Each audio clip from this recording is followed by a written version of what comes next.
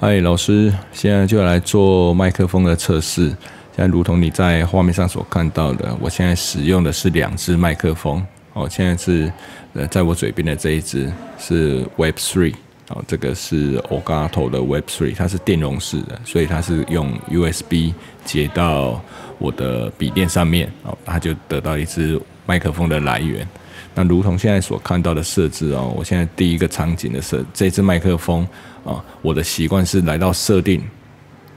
然后在音效的地方请注意看一下，这里有一个全域音讯装置在这个地方我把所有的音效全部都停用你可以看到这全部都被我停用了。那停用之后要做什么事情呢？我再从场景这个设置里头再按新增。那以新增一个音效输入，自己输入一个音效输入，自己截取一个，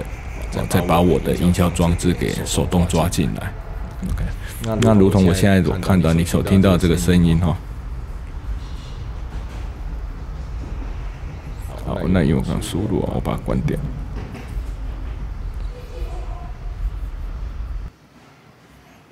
那么现在这个电容式无降噪你可以从装置看得到，这是 Elgato 的 Web3。那麦克风的作用呢，其实它声音要好，就是你要靠近它，大概是在这个拳头的附近，这样是最好的。所以即便是如果你使用比较高品质的麦克风，如果你离它远一点的话，收到的声音当然也是品质不好的。那在这个 OBS 的状态里头，你可以看到它这个波形在跑的时候如果声音来到了这个红色，其实它就容易爆掉所以如果有听到这个状况，你可以手动的去稍微把它的分贝往下降一点或者是你稍微再远离一点那这个声音应该是会比较好一点那这个是没有降噪的状态，那除非这个麦克风它本身就有主动式降噪，那如果没有的话，我可能就要手动降噪这是你听到的声音那么现在我打开的是这个电容式有降噪的一样都是 Web3 我看到这个波形跑到红色，所以我把它降低一点一样是 Web3 装置 Web3， 可是我做一件事情是在这一支截取音效输入这一支上面，我给它一个滤镜，从这新增有一个杂讯抑制，那抑制里面我选的就是这个品质最佳的。于是它就可以帮我过滤掉一些风切声一些比较高频的这个比如说电风扇的部分那种比较尖锐的声音，它都把它过滤掉。可是声音也当然也会有一点失真所以如果你在一个相当嘈杂的环境里头，或者是用的是笔电内建的麦克风，这个打开这个滤镜杂讯抑制就非常的重要了那我通常选的就是品质最佳这个好，所以老师可以比较一下这个的声音我一样数到1、2、3、4、5，听听看。现在是电容式无降噪的，1、2、3、4、5。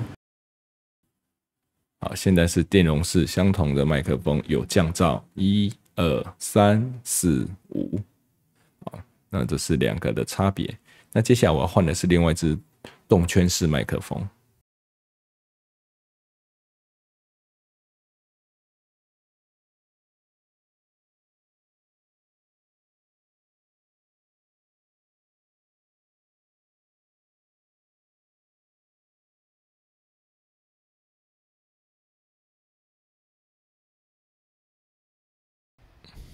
刚刚讲一大堆我忘了开这一支动圈式麦克风比电容式麦克风好的是它不需要任何的电源，所以它只要接到你的混音器上头就可以使用，听起来它的声音也比较浑厚一点。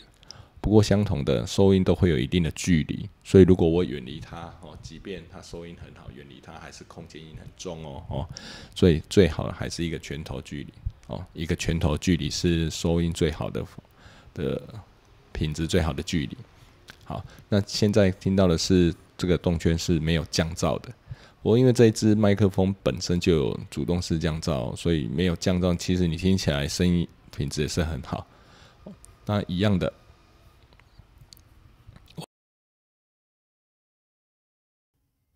好，现在是一样是动圈式，同一支，但我给它加了滤镜，一样。虽然你看到这个装置是 P4， 是因为我放在混音器上头，这台混音器是 P4， 那我一样在这一个麦克风动圈式的这支麦克风加了一个杂讯抑制，那听起来声音还是会稍微有点失真，只是旁边的那种空气感，本来会有那种沙沙沙沙沙的声音，可能就都会被过滤掉。大家可以看到这个波形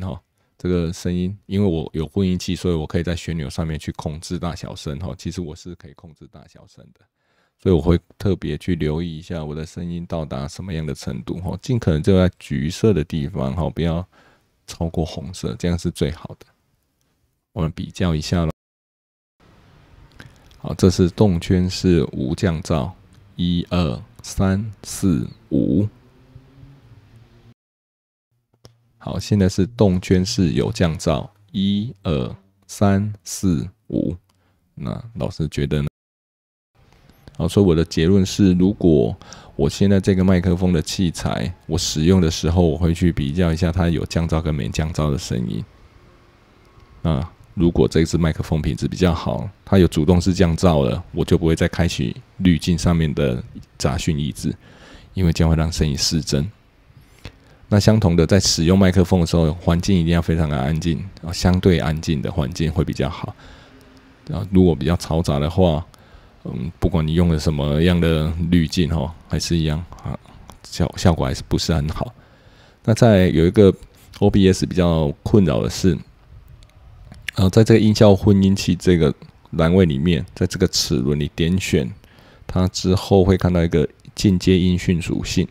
在这个地方有一个音讯监测，你可以点选监测和输出。不过这个监测我上去爬文也会发现说，它都会有一点 delay， 就你监测的时候，耳朵上面会稍微慢一点点，慢个 1.5 秒，所以听起来其实不太舒服。可是如果你只是在前期要听听看你的声音讯号那个杂讯是不是太多，要做滤镜的给或不给的参考，那或许你可以先在这个地方把监测这个地方先打开来，结束之后你确定没问题了，那你再把它关掉。那再来第二个是同步位移，因为其实我们的声音跟嘴巴会有点对不上所以通常我会建议这是毫秒，我会让它位移250毫秒，或者是200毫秒，或者是300毫秒。这都要去试，大概就是200到300之间，可以去试一下，看哪一个嘴型会跟声音比较对在一起。这是可能就是如果有需要同步嘴巴跟声音的，那在这个部分可能就稍微留意一下这个同步位移。以上大概就是这样子。那声音的部分，监测到的还有麦克风的，就是刚刚讲到的距离。那无线麦克风当然是因为它都一直保持在你的领夹这个地方所以收音的那个距离就会固定，所以当然就是相对的声音的品质就会比较稳定一点。那如果是我们手持麦克风，有时候会拿远又拿近，那碰触麦克风的时候，其实也会有一些也摇晃它也都会有一点声音，因为动圈式的就是比较敏感一点。所以这就是要看老师在上课的时候你的需求是什么最好的话就是用个麦克风再把它夹住，记得靠近你的嘴巴1个拳头，这是最好的收音的范围。好，以上大概是这样子的。